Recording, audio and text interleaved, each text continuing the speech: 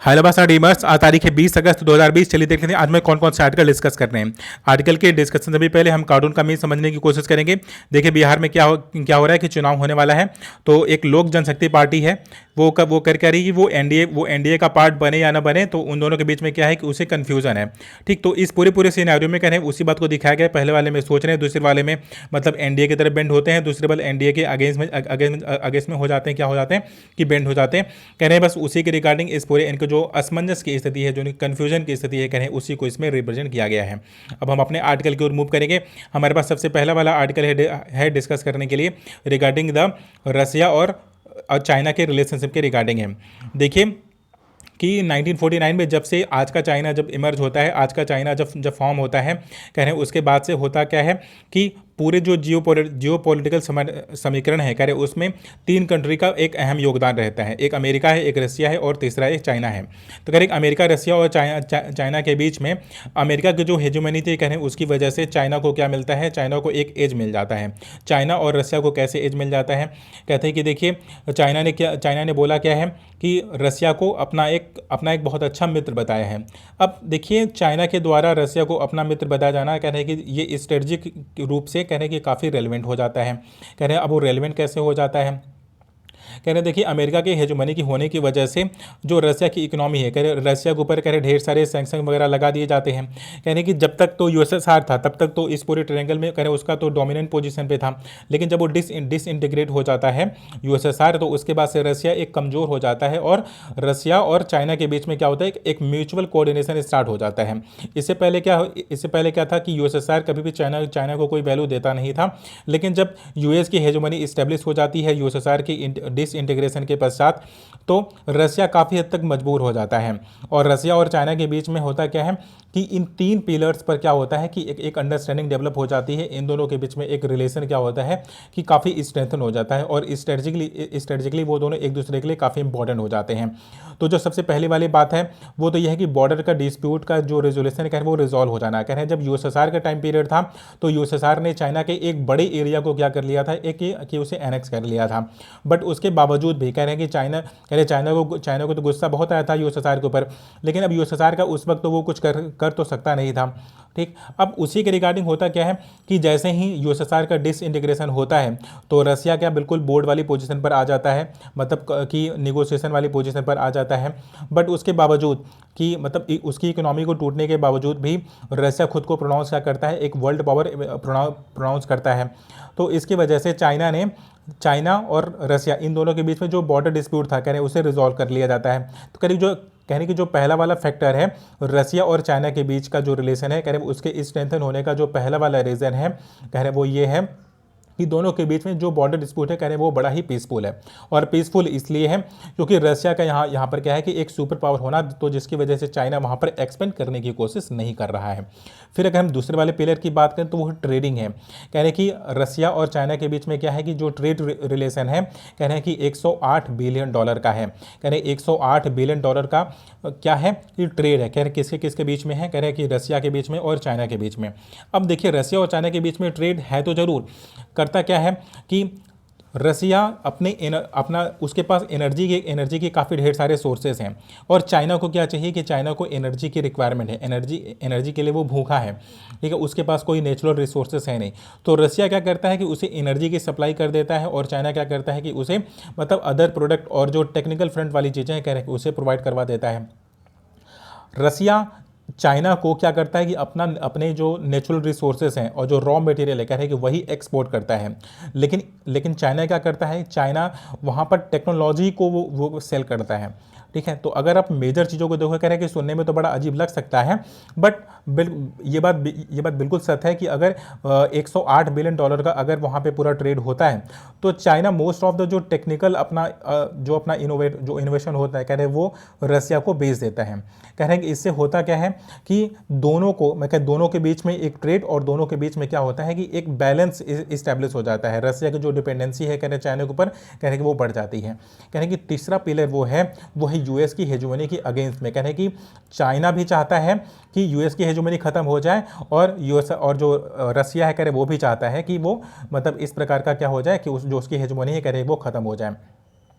तो अभी right now क्या चल रहा है कि चाइना के बीच में और यूएसए के बीच में कोल्ड वॉर चल रहा है, और रसिया का और यूएसए का कह रहे इन दोनों का पहले से नहीं बनता था। तो बड़ी ऑब्वियस सी बात है कि दुश्मन का दुश्मन क्या होता है कि आपका दोस्त बन जाता है। तो इसकी वजह से रसिया और चाइना के बीच में क्या है कि एक स्ट्रेटेजिकली वो काफ़ी ज़्यादा जो उनका रिलेशन है कह रहे हैं वो इस बहुत ही ज़्यादा स्ट्रेंथन है। ठीक है, तो ये 3 पिलर्स हैं कह रहे हैं जिसकी वजह से रसिया के बीच में और चाइना के बीच में क्या है कि रिलेशन बहुत अच्छे हैं, और इंडिया इनका पार्ट बिल्कुल भी नहीं है, क्योंकि इंडिया इनमें से किसी भी फ्रंट पर कह रहे हैं वो एक्टिव नहीं दिखता है। और जो इसका जो स्ट्रेटजिक जो पोजीशन है कह रहे हैं कि वो ना ही एक्सपोर्ट वाले मामले में, ना ही किसी ट्रेड वाले मामले में, और ना ही किसी कंट्री के फेवर के रिगार्डिंग, ना ही कोई टेक्निकल फ्रंट पे कह रहे हैं वो बिल्कुल फ्रंट पर यहाँ पर दिखता हुआ नज़र नहीं आता है। ठीक है, तो ये वाला आर्टिकल हमारा क्या हो गया, डिस्कस हो गया। अब हम अपने नेक्स्ट वन आर्टिकल की ओर मूव करेंगे। देखिए वो कंटेम्प्ट ऑफ कोर्ट के रिगार्डिंग है।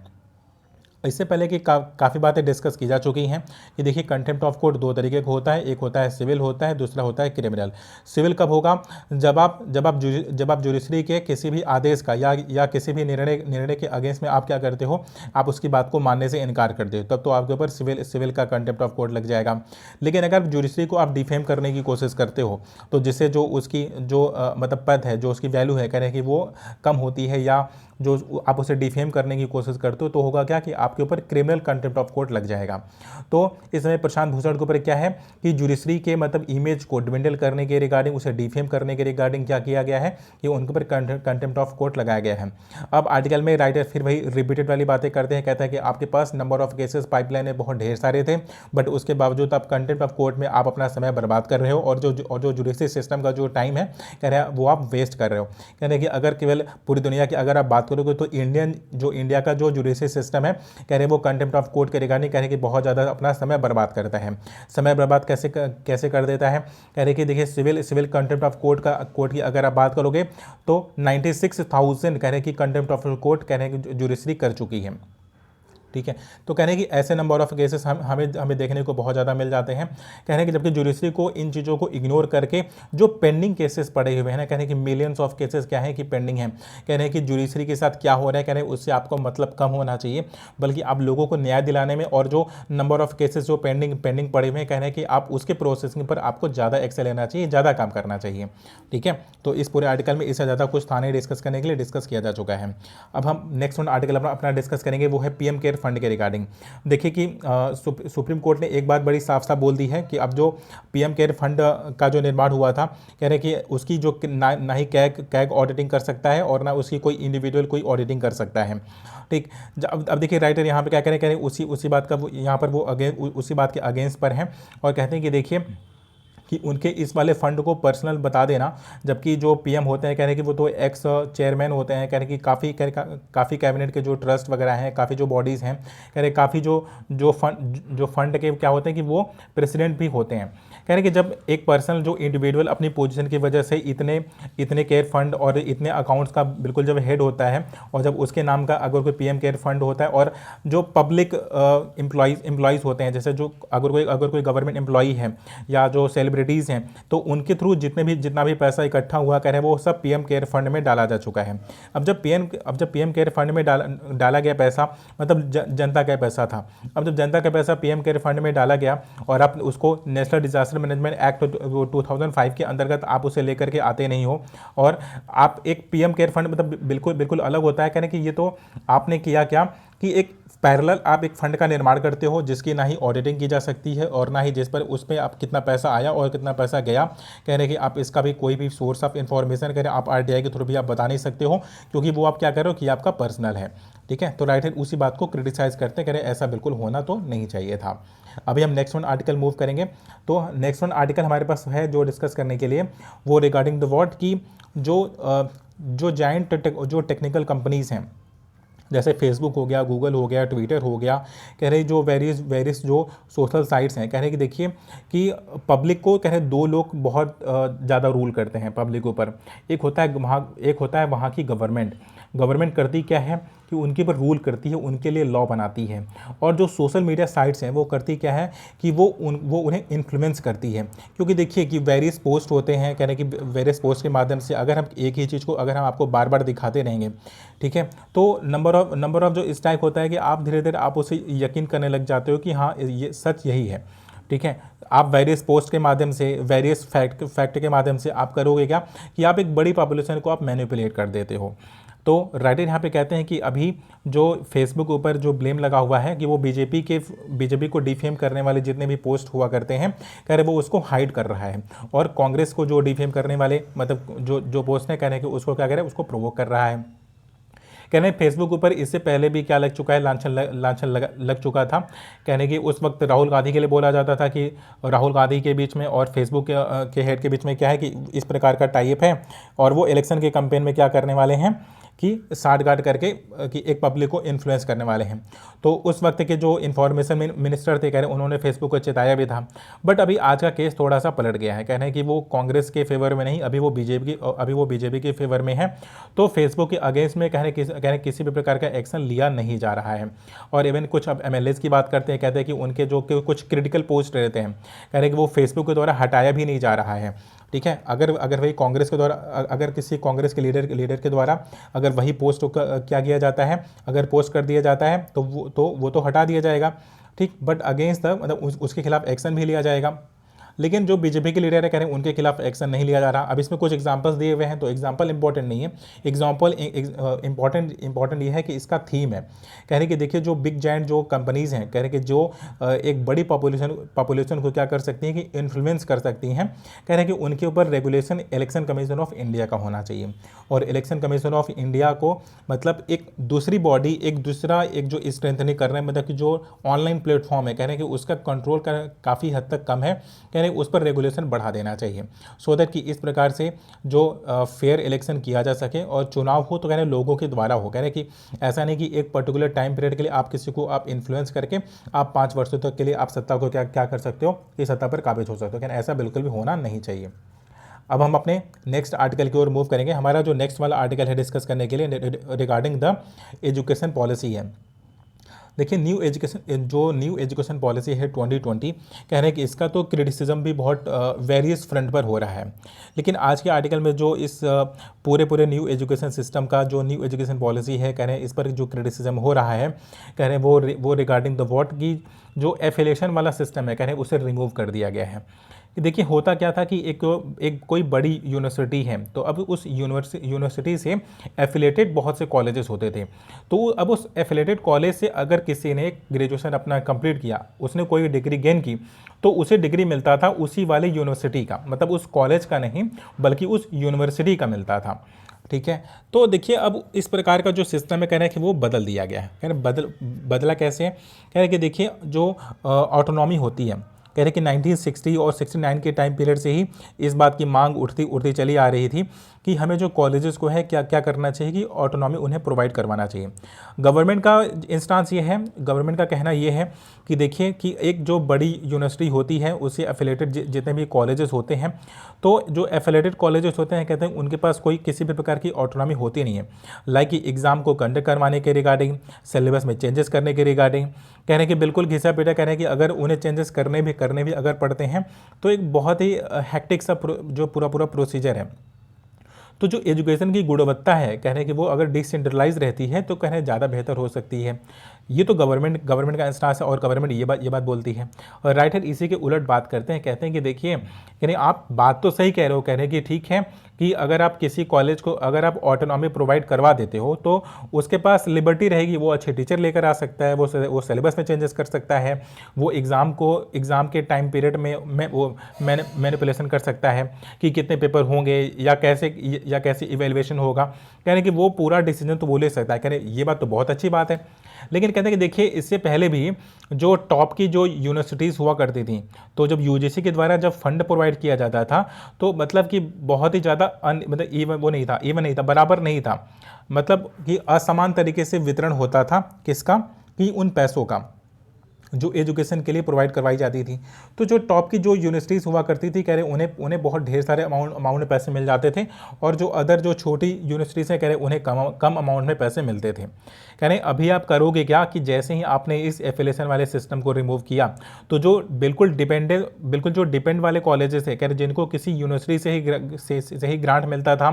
यूनिवर्सिटी ही उनका एग्ज़ाम कंडक्ट करवाती थी, यूनिवर्सिटी ही उनके मतलब सारी फंक्शनलिटीज़ को भी क्या करती थी, सारे प्रोसीजर को कंप्लीट करती थी, तो अचानक सा आपने उनके ऊपर क्या कर दी कि एक जिम्मेदारी थोप दी। कह रहे उनमें से जो एफिलेटेड कॉलेजेस होते थे, कह रहे कुछ ऐसे भी कॉलेज होते हैं, कह रहे वहाँ पे नंबर ऑफ स्टूडेंट मतलब 100-200 या फिर 1000-2000 मतलब बहुत ही कम की संख्या में होंगे। मतलब उस कॉलेज के कहने के लायक मतलब उतने स्टूडेंट वहाँ पर होंगे ही नहीं।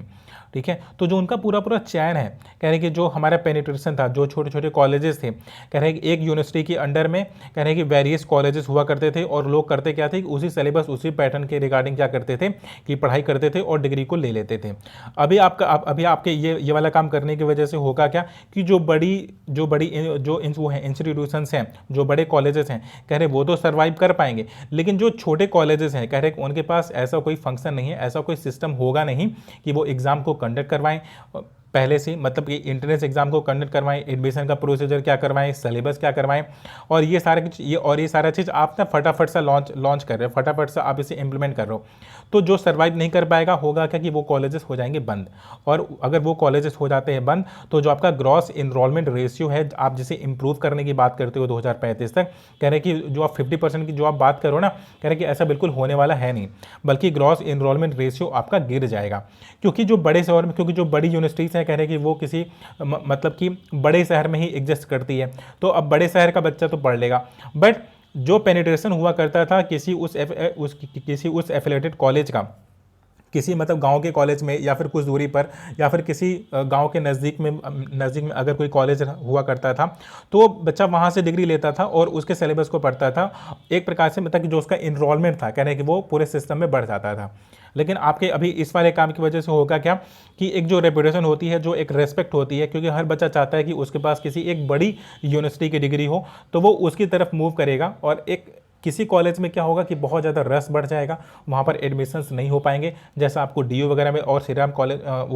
उसमें कॉमर्स में देखने को मिल जाता है। कह रहे कि वैसे कह रहे कुछ जगह पर बहुत ज़्यादा भीड़ लगने वाली है, और कुछ जगह पर होगा क्या कि कुछ भी वहाँ पर बच्चे नहीं आएंगे और वो पूरा इंस्टीट्यूशन हो जाएगा आपका बंद, और आपके ग्रास इनरोलमेंट रेशियो पर क्या पड़ेगा, इसका बहुत बड़ा फर्क पड़ेगा। कह रहे आपको इसका समाधान ढूंढ करके आपको काम करना चाहिए था, आपको बिल्कुल ब्लाइंड फेथ पर काम नहीं करना चाहिए था। ठीक है, तो हमारा ये वाला आर्टिकल क्या हो गया, डिस्कस हो गया। अभी नेक्स्ट वन आर्टिकल है डिस्कस करने के लिए, वो रिगार्डिंग द यूएई और इजराइल के रिलेशन के रिगार्डिंग है। देखिए इससे पहले वाले आर्टिकल में काफ़ी बातें डिस्कस की गई हैं, बट स्टिल अब देखिए यूएसए और इजराइल के सिनेरियो के बीच में हो क्या रहा है कि अभी सऊदी अरेबिया भी चाहता क्या है कि इजराइल के साथ अपने रिलेशन को ठीक करना चाहता है,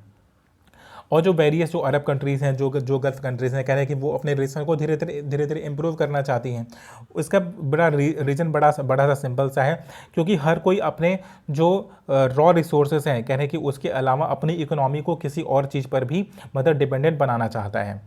क्योंकि अगर आप जो गल्फ कंट्रीज़ को देखोगे, अगर आप अरब कंट्रीज़ को अगर आप देखोगे, तो ये सारी की सारी कंट्रीज़ किस पर डिपेंड करती हैं, अपने ऑयल को बेच करके अपनी पूरी इकोनॉमी को चलाती हैं। लेकिन एक समय के बाद आने वाला क्या है कि 2030 तक 2035 तक आने वाले 10 वर्षों में होगा क्या कि धीरे धीरे जो इलेक्ट्रिक व्हीकल्स और जो सोलर पैनल वगैरह के जो फंक्शनलिटी, मतलब कि बिल्कुल क्लीन एनर्जी की बात की जा रही है, तो अगर क्लीन एनर्जी अगर प्रमोट होगा तो इसकी डिमांड होने वाली है कम, जो फ्यूल वगैरह की डिमांड हो जाएगी कम, तो इनकी इनकम पर वैसे ही फर्क पड़ने वाला है। तो चाहते हैं कि अपनी इकोनॉमी को डाइवर्स करना चाहते हैं, ये चाहते हैं कि डाइवर्जन इतना बेहतर हो कि इवन जब प्रॉब्लम्स भी आए, जब इस प्रकार से डिमांड कम हो जाए या फिर प्राइस की कीमतें गिर जाएं, जैसे रशिया वगैरह में हुआ, रशिया को भी काफ़ी नुकसान होता है, प्राइस की कीमतें गिर जाती हैं, उसके ऊपर सैंक्शन लगा दिए जाते हैं, तो वो क्या उसकी इकोनॉमी पूरी तरह से क्रैश कर जाती है। बट जो गल्फ कंट्रीज़ हैं और अरब कंट्रीज़ हैं, कहने कि ये बिल्कुल भी टूवर्ड्स वेस्ट की ओर मूव करना चाहती हैं, और यहाँ पर डोनाल्ड ट्रंप का एक अहम योगदान रहता है। देखिए सऊदी अरबिया अभी तुरंत इजराइल के साथ टाइप नहीं करना चाहता है, क्योंकि उसका फिर होगा क्या कि यूएई के साथ क्या हो जाएगा कि उसे ये मान लिया जाएगा कि वो यूएई को फॉलो कर रहा है। ठीक, तो वो कुछ टाइम के बाद हो सकता है कि डिसीजन ले, लेकिन चूंकि ये सऊदी अरेबिया हो गया, यूएई हो गया, ये सारी कंट्रीज़ के साथ क्या है कि ये सारी कंट्रीज़ अलायंस करती हैं अमेरिका से, तो अमेरिका क्या कर रहा है कि इजराइल के फेवर में है, और उसके फेवर होने की वजह से जो वेस्ट वगैरह का लैंड है, कह रहे कि जो फिलिस्तीन का लैंड है, इजराइल को ये बोला गया कि अब आप वहाँ पर एनेक्स नहीं करोगे। तो इससे हुआ क्या कि एक अरब वर्ल्ड में एक ट्रस्ट डेवलप करने की कोशिश की जा रही है। लेकिन एक बात नोटिस यहाँ पर किसी ने नहीं की, वो ये है कि जब नेतन्याहू थे, उन्होंने एक बात बोली थी कि जो भी टाइप हो रहा है, जो भी मैं कमिटमेंट कर रहा हूँ, कह रहे वो टेम्परेरी है, कह रहे हैं कि वो परमानेंट नहीं है, मतलब वो इस बात का वचन नहीं दे रहे हैं कि हम वो वेस्ट बैंक को कभी भी एनेक्स नहीं करेंगे। उन्होंने बोला कि हाँ ठीक है, जो मैंने अभी प्लान बनाया था, कह रहे वो अभी हम ठंडे बस्ते में जरूर डाल दे रहे हैं, तो इसलिए आप क्या कर रहे हो कि आप फटाफट टाइप वगैरह कर लो, लेकिन इन फ्यूचर के देर में भी चांसेस कि जो ट्रस्ट डेवलप करने की कोशिश की जा रही है अमेरिका के द्वारा जो अरब कंट्रीज़ का टूवर्ड्स इजराइल और इजराइल को इंटीग्रेट करने की कोशिश की जा रही है, कह रहे हैं कि उस पर कह रहे इस वाली बात पर ध्यान जरूर देना चाहिए, ठीक है। नहीं तो अभी तक का पूरा सिनेरियो क्या है कि वो अमेरिका क्या चाहता है, अमेरिका इजराइल को बिल्कुल एक ग्लोबल वर्ल्ड में, मतलब पूरे जो अरब वर्ल्ड है, पूरा जो गल्फ कंट्रीज़ हैं, कह रहे हैं उसके बीच में कह रहे हैं उसका इन्फ्लुएंस को बढ़ाना चाहता है, इससे उसका इंटरेस्ट भी सर्व हो जाएगा, ठीक है, उसी के रिगार्डिंग। बट सब कुछ क्या है कि यहाँ पर टेम्परेरी है, तो ट्रस्ट डेवलप होने में भी समय लगता है, लेकिन अब यूएई अगर के साथ अगर डिप्लोमेटिक रिलेशन अगर आगे बढ़ चुके हैं, तो देर में भी चांसेस कि अब सऊदी अरबिया भी इस वाले फ्रंट पर क्या होगा कि वो आगे आएगा और इजराइल के साथ अपना रिलेशन मेंटेन करेगा, ठीक है। तो आज की तारीख में द हिंदू में जितने भी रेलिवेंट आर्टिकल थे वो सारे आर्टिकल डिस्कस किए जा चुके हैं। Thank you so much for watching the video.